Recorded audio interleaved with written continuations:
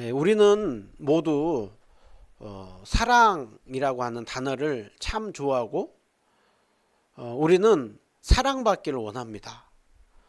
우리 한국 사람들이 이 사랑이라는 단어를 잘 표현을 하지 못해서 그렇지 우리는 누구나 다 사랑받기를 원하고 사랑하기를 원합니다. 그리고 누군가를 사랑받고 사랑할 때 그 사람은 건강해요. 그런데 보면 사랑에도 여러 종류와 의미가 있습니다. 굉장히 가볍고 쉽게 변하는 사랑이 있는가 하면 굉장히 깊고 한결같고 또 아주 숭고한 사랑도 있습니다. 성경에 사랑과 관련하여서 아주 아름다운 단어 중에 하나가 바로 헤세드라고 하는 단어입니다. 앞에 보면 이 헤세드라고 하는 단어가 이게 이상한 글씨로 되어 있죠. 히브리어인데요. 히브리어는 오른쪽에서 왼쪽으로 읽습니다. 헤세드라고 하는 단어인데 이 헤세드라고 하는 단어는 가장 크게는 사랑을 얘기를 합니다. 그런데 이 헤세드는 사랑이 단순히 사랑 한 단어로만 표현이 되는 것이 아니라 성경에 자비, 긍휼, 은혜, 신실, 인애, 선대 등 여러 가지 단어로 이 헤세드라고 하는 단어가 표현이 됐습니다. 룻기에도 보면 3번 룻기에 헤세드라고 하는 단어가 나옵니다. 1장에 선대하기를 원한다. 그때 헤세드라고 하는 단어가 쓰였습니다. 2장에 은혜라고 하는 단어가 쓰였습니다. 그리고 오늘 우리가 읽은 3장에 인애라고 하는 단어, 이게 바로 헤세드라고 하는 단어가 쓰입니다. 그러니까 이 헤세드라고 하는 단어는요, 굉장히 깊고 넓고 의미 있는 단어인 것이죠. 헤세드라고 하는 단어와 일반적인 사랑을 우리가 나눠보면 우리가 보통 사랑이다 라고 할 때는 감정에 기초할 때가 많죠. 또 그 사랑은 상황에 따라 바뀔 때도 많습니다. 또 말로 표현할 때가 많아요. 그리고 내가 손해를 최소로 보는 안에서 사랑할 때가 많습니다. 또 그 사랑이 일시적일 때가 많이 있습니다. 그러나 헤세드의 사랑은 어떤 사랑이냐? 언약에 기초합니다. 내가 약속에 기초하여서 그 약속했으면 그 약속을 끝까지 지키는 거예요. 우리가 결혼식을 할 때 우리가 언약을 서로 많은 사람들 보는 앞에서 하잖아요. 어떻게 합니까? 검은 머리가 팥뿌리가 될 때까지 나는 이 사람만을 믿고 섬기며 따르겠습니다. 여러분, 그렇게 약속을 했으면 검은 머리가 팥뿌리가 될 때까지 내가 그 약속한 대로 지키는 거예요. 헤세드는 바로 약속한 대로 그대로 지키는 거예요. 그러니까 그 언약의 기초에서 한 사랑은 쉽게 변하지가 않죠. 말보다는 행동이 앞섭니다. 그리고 최소로 내가 사랑하려고 하기보다는 적극적으로 희생을 감수하면서 사랑을 합니다. 그리고 끝까지 책임지는 사랑입니다. 그러기에 이 헤세드의 사랑은 언약에 기초하여서 끝까지 신실하게 책임지는 사랑을 하는 것, 그게 바로 헤세드라고 하는 단어입니다. 여러분, 이 헤세드 사랑을 누가 가장 완벽하게 했습니까? 하나님께서 우리를 향하여서 헤세드의 사랑을 보여주었습니다. 여러분, 이 자리에 있는 우리 모두는 하나님의 헤세드 사랑을 받은 자들입니다. 그렇기 때문에 우리 모두가 행복자예요. 우리는 뭔가 많이 있고 어떤 일이 좋아서가 행복한 것이 아니라 헤세드의 사랑을 받았기에 우리는 행복한 자들입니다. 그런데 하나님은 헤세드 사랑을 받고 난 이후에 그냥 거기서 끝나는 것이 아니라 이 사랑이 흘러가기를 원합니다. 그래서 헤세드 사랑을 받은 자로서 헤세드 사랑을 실천하는 삶, 하나님이 우리를 향해서 베푸신 사랑을 헤세드라고 한다면 또 사람과 사람 사이에서 최대한 저 헤세드 사랑을 구현해내려고 하는 그것, 그래서 그것도 헤세드라고 하는 단어를 표현합니다. 오늘 우리가 읽은 룻기 3장은 바로 헤세드 사랑을 실천한 세 사람이 나옵니다. 바로 나오미와 룻과 보아스, 이 세 사람이 서로 헤세드 사랑을 실천을 합니다. 헤세드 사랑을 그들이 실천하는 것을 보면서 헤세드 사랑을, 하나님 헤세드 사랑을 받은 우리가 또 세상 속에 헤세드 사랑을 실천하는 우리 모두 다 되시기를 주님의 이름으로 축원드립니다. 먼저 나오미가 며느리 룻을 향한 헤세드 사랑이 나오는데요. 1절에 보시면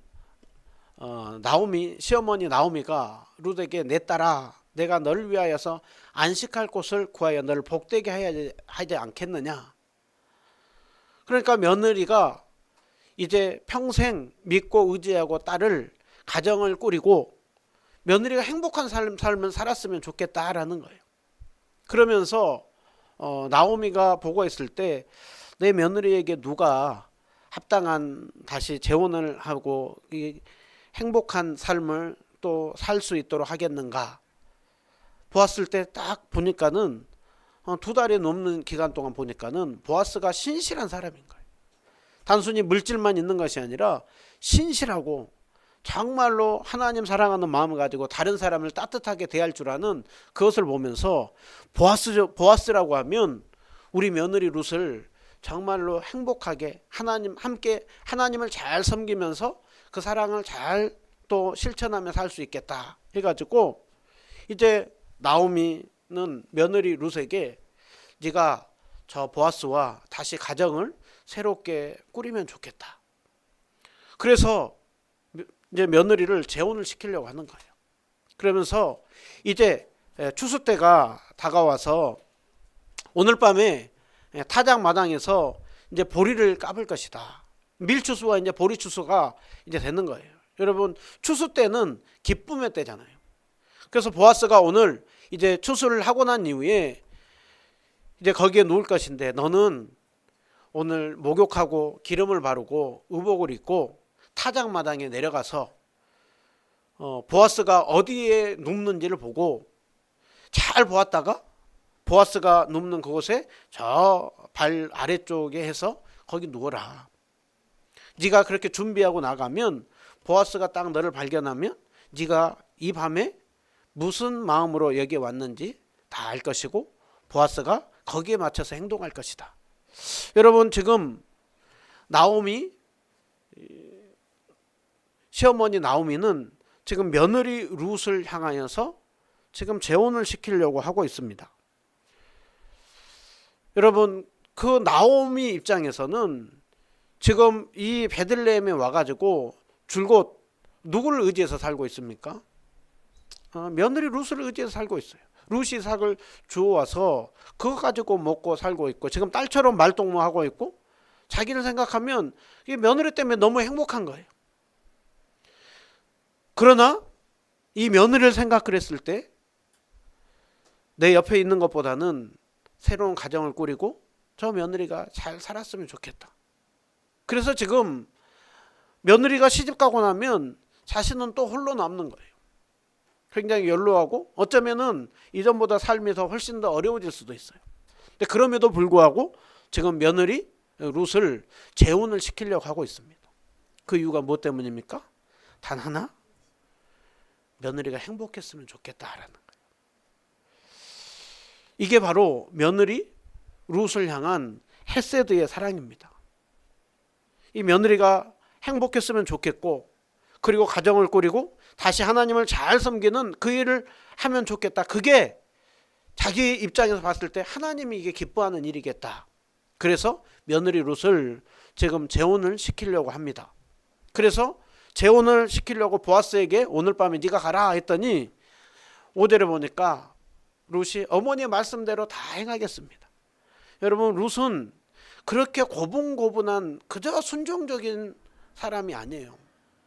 룻은 굉장히 결단이 있는 사람, 여장부적인 성격도 있습니다.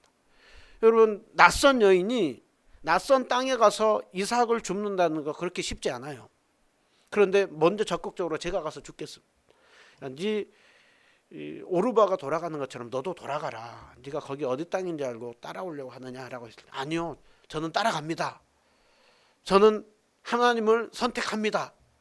그리고 결단력 있는 사람이에요. 그런데 재혼하라고 하니까 어머니의 말씀대로 그대로 다 행하겠대요.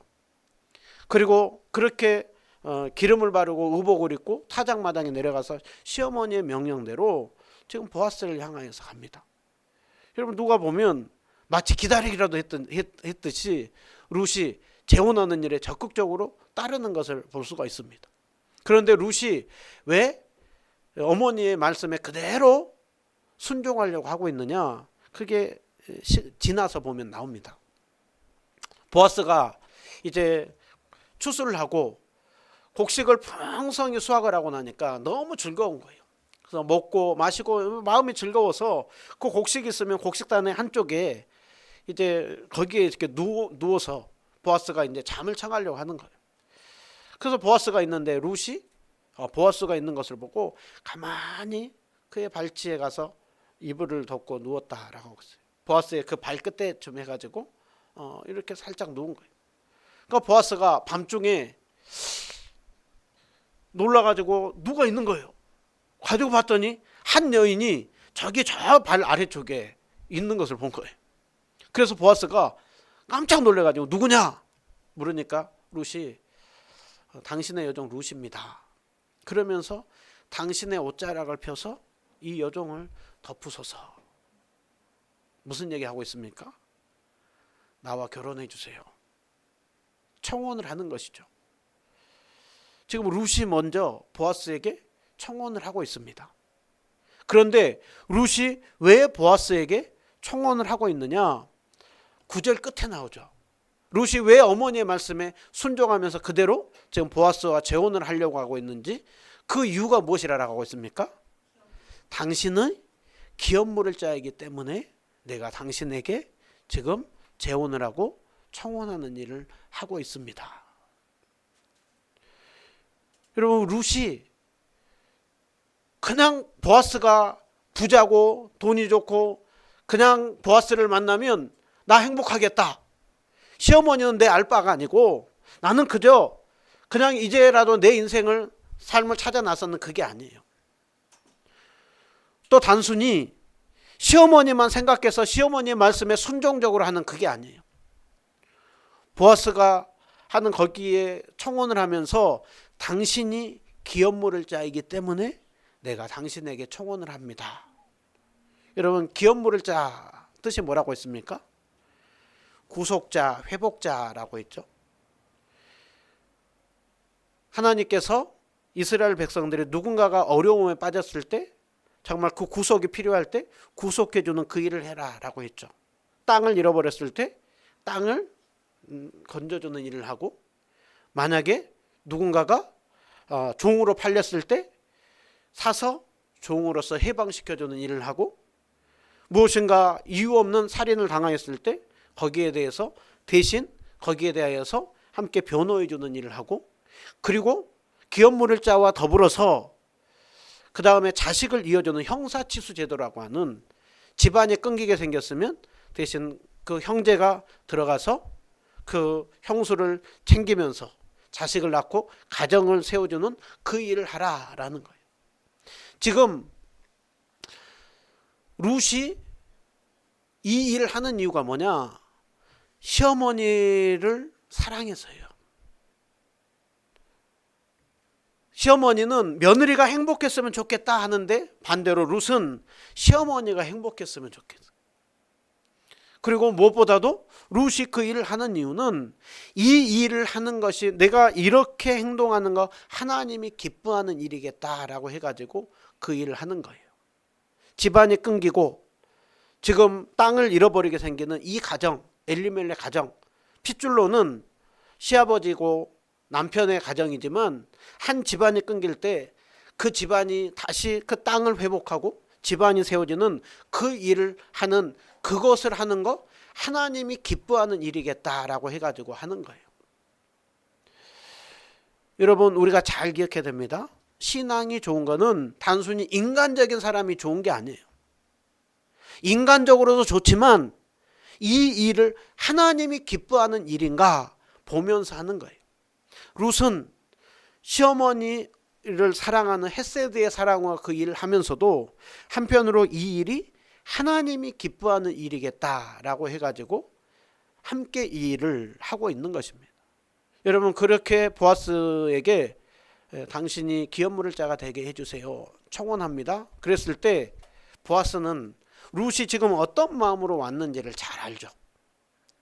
또 보아스는 룻이 혼자 온 것이 아니라 시어머니가 이 일에 있어서 함께 상의하면서 왔다라는 걸 누구보다도 잘 아는 거예요. 그래서 보아스가 룻에게 얘기를 하죠. 내 딸아, 여호와께서 내게 복 주시기를 원하노라.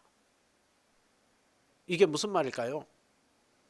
지금 네가 이렇게 하고 있는 행동, 하나님이 너무 기뻐하는 일이고 그렇게 행동하는 너를 하나님께서 복 줄 것이다 라는 거예요.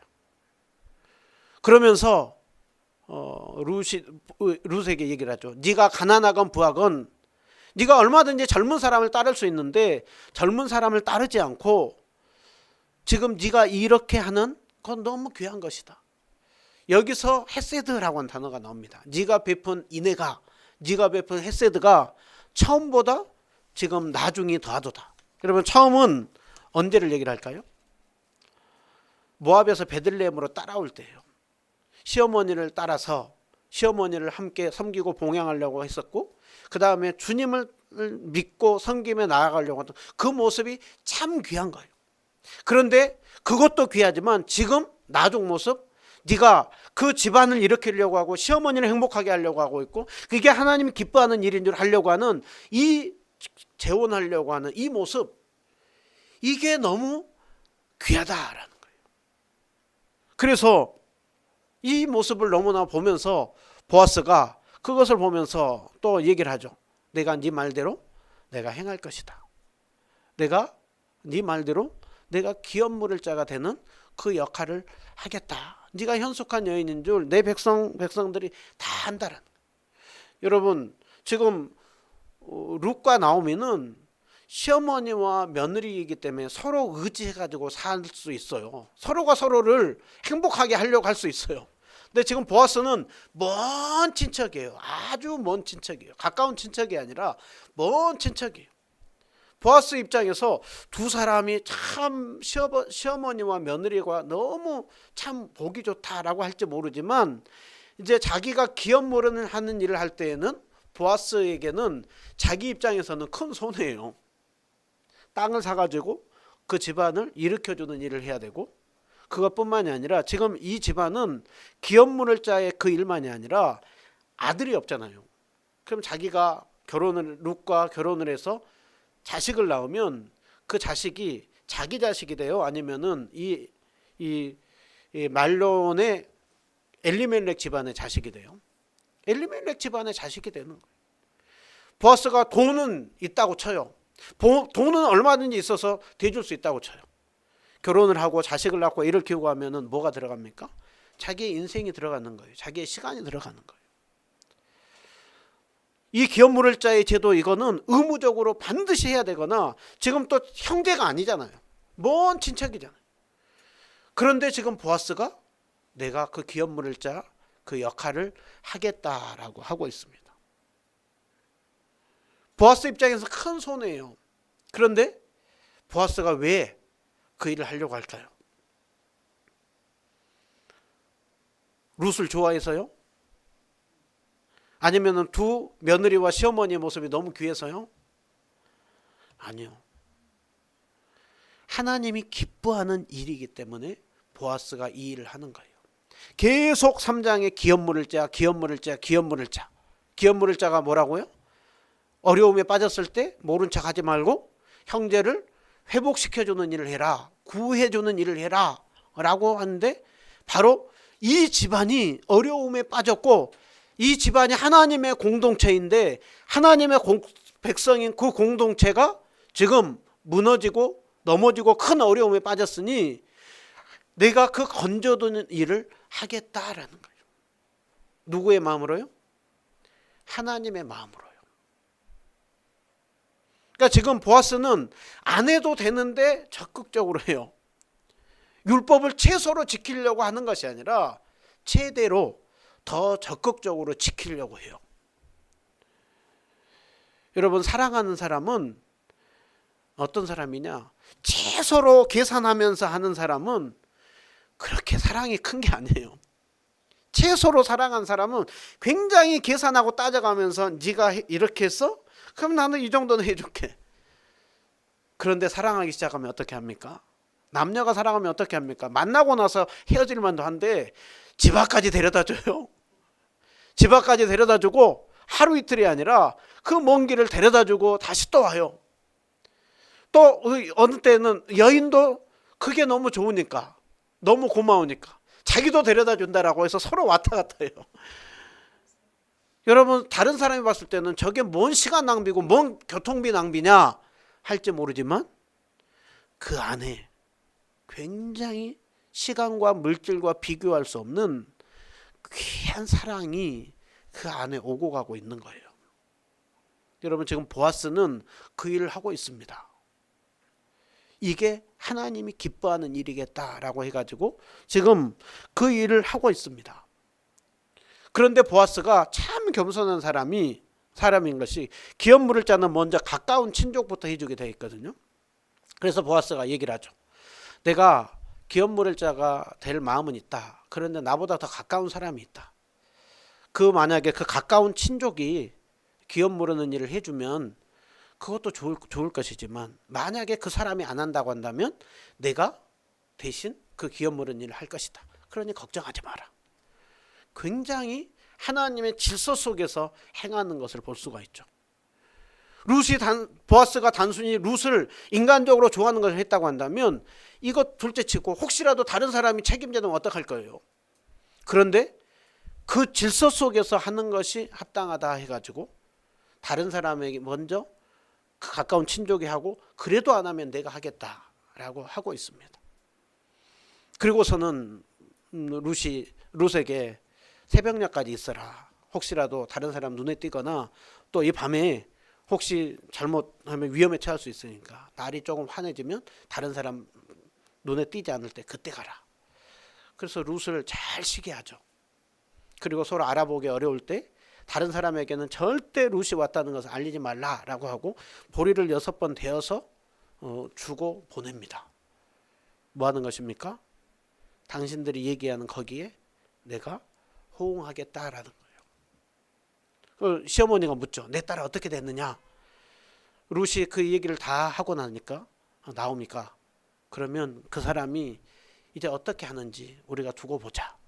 이제 우리 손을 떠났다. 이제는 하나님께 맡기고 기다려보자. 여러분, 오늘 이 세 사람을 통하여서 우리는 뭘 볼 수가 있습니까? 헤세드 사랑을 볼 수가 있죠. 지금 시어머니는 며느리를 생각을 하는 거예요. 며느리는 시어머니를 생각을 하는 거예요. 그러면서도 이 일을 하나님이 기뻐하는 일이겠다라고 하는 거예요. 보아스는 또 이 두 사람을 생각을 하는 거예요. 그러면서 이렇게 하는 것이 하나님이 기뻐하는 일이겠다. 여러분, 지금 이들이 서로 뭐 하고 있느냐면 서로 주거니 받거니 하면서 사랑을 나누고 있어요. 이들이 이렇게 하는 이유가 무엇입니까? 헤세드 사랑을 받은 하나님의 사랑을 알기에 그 사랑을 가지고 지금 그것을 실천하고 있는 거예요. 저는 이 말씀을 보면서 효녀 심청 이야기가 생각이 나더라고요. 그 효녀 심청이 그 아버지 눈을 뜨게 하기 위해서 인당수에 그렇게 뛰어들잖아요. 우리가 그 심청 이야기를 들을 때 얼마나 참 그게 감동이 됩니까? 여러분, 그런데 이 심청이 이야기보다 더 감동되는 이야기, 심청이 이야기보다 더 비교할 수 없는 사랑을 받고 있는 이야기, 그게 누구의 이야기일까요? 하나님이 우리를 향한 이야기예요. 하나님이 우리를 향하여서 독생자들 예수 그리스도를 주신 사랑의 이야기, 그 복음 이야기가 우리를 감동을 주는 이야기예요. 그런데 너무 이 얘기를 듣다 보면, 너무 머리로 말도 보면 감동이 안 돼요. 신앙생활에 감동이 없다, 내 안에 그 복음이 감격이 되지 않을 때 그때부터 신앙생활은 의무가 돼요. 최소로 하려고 해요. 그런데 하나님의 사랑을 알면 알수록 나도 주님을 사랑합니다, 주님 사랑하는 마음으로 더 섬기길 원합니다. 여러분, 예수님께서 우리를 향한 그 사랑 끝까지 사랑이에요. 제가 정말 자주 여러분에게 보여줬고 정말 좋아하는 말씀, 요한복음 13장 1절. 오늘 또 우리가 성찬식을 하지만 요한복음 13장 1절, 유월절 전에 예수님께서 자기가 세상을 떠날 줄 알고 세상에 있는 자기 사람들을 사랑하시되 끝까지 사랑하시니라. 주님 사랑은 어떤 사랑이라고요? 끝까지의 사랑이에요. 헤세드의 사랑의 특징 중에 하나가 뭐라고 있습니까? 끝까지 사랑이라고 했잖아요.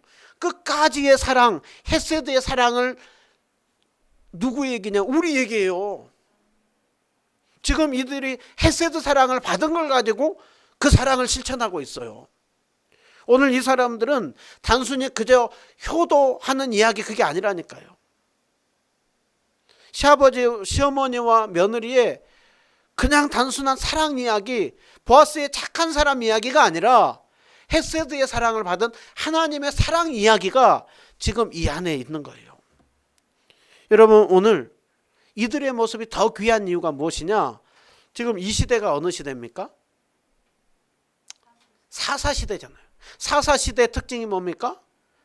다른 사람 관심 없다라는 거예요. 자기 소견에 옳은 대로 행한 시대, 자기만 아는 시대예요. 그런데 자기만 아는 시대 속에 지금 이 안에 사랑이 흘러가고 있어요. 여러분, 이들은 서로 주거니 받거니 사랑을 받으면서 이 안에서 뭘 느끼겠습니까? 하나님 사랑을 경험하는 것이죠. 하나님이 나를 이렇게 사랑하는구나. 저 사람을 통하여서 하나님이 나를 이렇게 축복하는구나. 여러분, 헤세드 사랑은 단순히 사람들만의 인간 이야기가 아니라 그 안에서 하나님의 손길이 느껴지는 거예요. 지금 다 자기만 안다고 하는 그때 나오미는 며느리 룻을 통하여서 하나님 사랑을 경험하는 거예요. 룻은 나오미와 보아스를 통하여서 하나님 사랑을 경험하는 거예요. 보아스는 그들을 보면서 하나님의 사랑이 저기에서 일하고 있구나. 그러면서 지금 그 사랑이 흘러가고 있는 거예요. 여러분, 그들의 사랑이 그 안에서 흘러감 속에서 어떤 일이 일어나느냐? 하나님의 구속 역사가 나타나는 거예요. 저는 이 말씀을 보면서 우리 은혜누님교회를 생각할 때 우리 은혜누님교회 헤세드 사랑이 참 많이 흘러가고 있다. 그래서 참 감사한 마음이 들었습니다. 서로가 서로를 위해 주잖아요. 서로 챙겨주고 하나라도 반찬 더 해오려고 하고, 그리고 그거 가지고 먹고 하면서 서로 챙겨주고 하는 이 모습이 정말 하나님이 보시기에 너무 귀한 모습이다. 그래서 저는 이 설교를 준비하면서 참 흐뭇했어요. 그리고 우리 성도님을 생각하면서 참 감사했어요. 그리고 성도님을 생각하면서 더 이렇게 열심히 말씀을 준비해야 되겠다. 더 기도해야 되겠다. 오늘 아침에도 제 아내하고 얘기를 나누면서 어쩌면 하나님이 이렇게 부족한 저에게 또 귀한 우리 성도님들, 한 영혼이 천하보다 귀한 성도님들을 이렇게 참 만나게 하고 이렇게 교제하게 하고 이렇게 세워가고 있는가.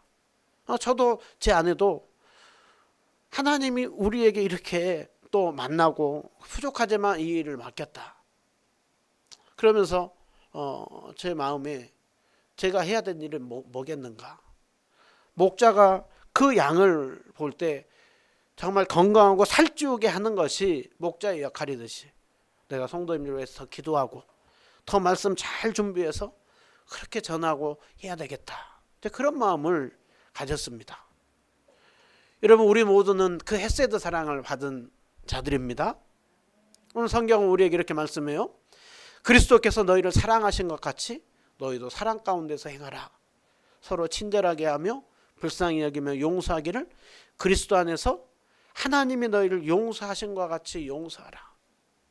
여러분, 교회 안에 가장 흘러 넘쳐야 되는 건 헤세드 사랑이에요. 헤세드 사랑, 거기에는 뭐도 포함이 된다고요? 긍휼하심. 여러분, 다른 사람이 불쌍히 여기면 끝나는 거예요. 우리가 왜 그렇게 다른 사람 미워합니까? 불쌍히 보이지가 않는 거예요. 근데 그 사람이 역으로 불쌍히 보이기 시작하면 다 품어지는 거예요. 다른 사람을 긍휼히 여기는 그게 헤세드 사랑을 받을 때, 그 사랑을 받았음을 알 때 전하게 됩니다. 여러분, 오늘 그 세 사람의 사랑 속에서 이제 우리가 4장으로 넘어가면 다윗이 나오고 거기에서 예수 그리스도가 나옵니다. 그들은 꿈에도 생각 못했겠죠. 자기들의 후손에서 다윗이 나올 줄, 그 안에서 예수 그리스도 나올 꿈에도 생각 못했겠죠. 그런데 그 사랑 속에 하나님의 역사가 쓰여져 가고 있었던 것입니다. 오늘 우리도 동일해요. 여러분, 우리 안에 서로 섬기고 사랑하고 기도하는 이것 보통 일이 아닙니다. 하나님의 역사가 쓰여지고 있는 거예요. 그러니 우리가 지금 하는 이 일, 다른 사람이 봤을 때는 그냥 아기자기해 보이고 시시해 보일지 모르지만 이 일 너무나 귀한 일이고요. 하나님이 정말 기뻐하는 일이고요. 이 일이 계속해서 일어남 속에 저는 믿어요. 그런 속에 하나님은 계속해서 역사할 것입니다. 우리를 통해서 일할 것입니다. 다른 사람이 봤을 때 우리를 어떻게 볼지 모르지만 저는 우리 안에 하나님이 일하고 계시고 이 일을 통하여서 놀랍게 역사에 가시고 쓰여갈 것이다. 비록 세상적으로는 드러나지 않을지 모르지만 하나님의 구성 역사 속에 우리는 계속해서 쓰일 것이다 라고 하는 것을 믿습니다. 헤세드 사랑을 받았으니 헤세드 사랑을 실천하는 우리가 되길 원하고, 이번 한 주간 동안 나는 누구를 위해서 더욱더 기도할 것인가, 누구를 더 품고 섬길 것인가, 그 헤세드 사랑을 실천하는 속에 우리의 손을 통하여서 하나님의 은혜의 손길이 다른 사람들에게 전해지는 축복의 통로로 사용되는 우리 모두 다 되시기를 주님의 이름으로 축원드립니다.